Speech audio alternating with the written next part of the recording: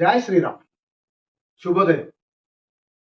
ఈనాడు ప్రముఖ దినపత్రికల్లో వచ్చిన అంటే 3వ తారీఖు శుక్రవారం నాడు ప్రముఖ దినపత్రికల్లో వచ్చిన వార్తలు, మెయిన్ పేజీ వార్తల్ని ఒకసారి గమనిద్దాం. ఈనాడు రేవంత్ రెడ్డి గారు అంటున్నారు, ఢిల్లీ సుల్తాన్లకు భయపడు. అట్లాగే 8న రాష్ట్రానికి మోదీ, ఢిల్లీ పోలీసులు ఇంటూ హైదరాబాద్ పోలీసులు వర్సెస్ హైదరాబాద్ పోలీసులు, భాజపా కన్సర్న్లలో ఎన్నికల కమిషన్ అనేవి చాలా ఈనాడు పేపర్లో ముఖ్యంగా వచ్చిన వార్తలు.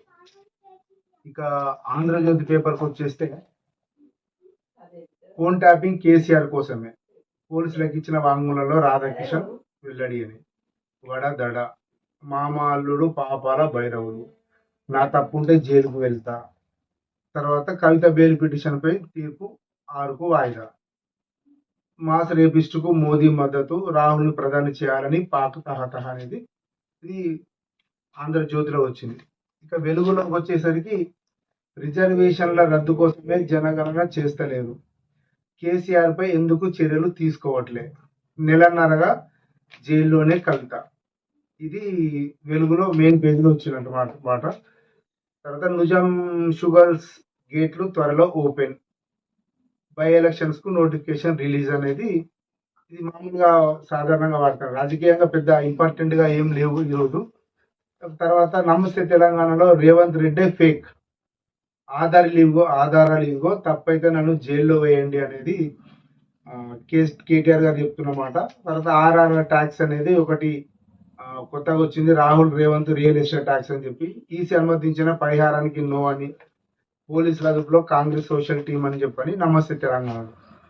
నవ తెలంగాణలో రేవంత్ రెడ్డి గారు మాట్లాడి, ఢిల్లీ సామ్రాట్లకు లొంగము, కేసీఆర్ జైలు పంపిస్తేనే భయపడనోడిని, మోడీ కేసులకు భయపడేది ఇదే కాస్త ఎడిటింగ్ లో పోయినట్టుంది.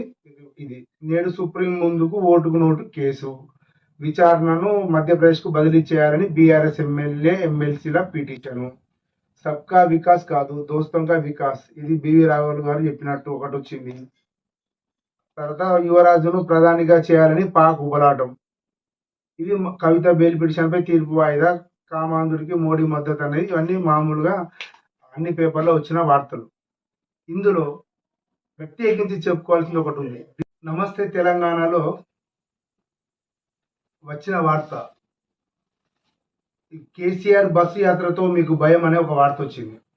అంటే నమస్తే తెలంగాణ జగిత్యాల పేజీలో సంబంధించి ఒక వార్త వచ్చింది, కేసీఆర్ బస్సు యాత్రతో మీకు భయం అని కొప్పుల ఈశ్వర్ గారు ఒక స్టేట్మెంట్ ఇచ్చారు, ఒకటే ప్రచారాల్లో మాట్లాడుతున్నారు. నిజంగా ఇది చాలా ఇదేంట్రా బాబు, ఇంత గర్వంగా చెప్పారు, ఇంత ధైర్యంగా చెప్పారని చెప్పి చూస్తే సోషల్ మీడియాలో ఒక కేసీఆర్ గారు బస్సులో ప్రయాణం చేస్తున్న ఒక కార్యక్రమం మనకు కనిపించింది అన్నమాట. అంటే అది ఎలా ఉందంటే కొంచెం ఇబ్బందికరంగా ఉంది, కానీ చెప్పాలా తప్పదు. మరి అది నిజమా అబద్ధమా ఫేకా, దాని మీద మరి బీఆర్ఎస్ వాళ్ళు ఎలాంటి చర్యలు తీసుకుంటారు, ఇది అబద్ధం అని చెప్తారా, నిజమని చెప్తారా, అది వాస్తవం అని చెప్తారా, లేకపోతే దానికి ఇంకేమైనా కారణాలు ఉంటాయని చెప్తారా, కానీ మనం చూడాల్సిందే.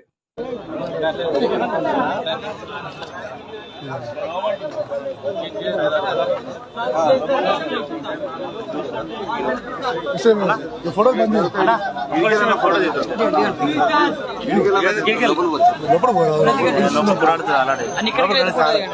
అట్లా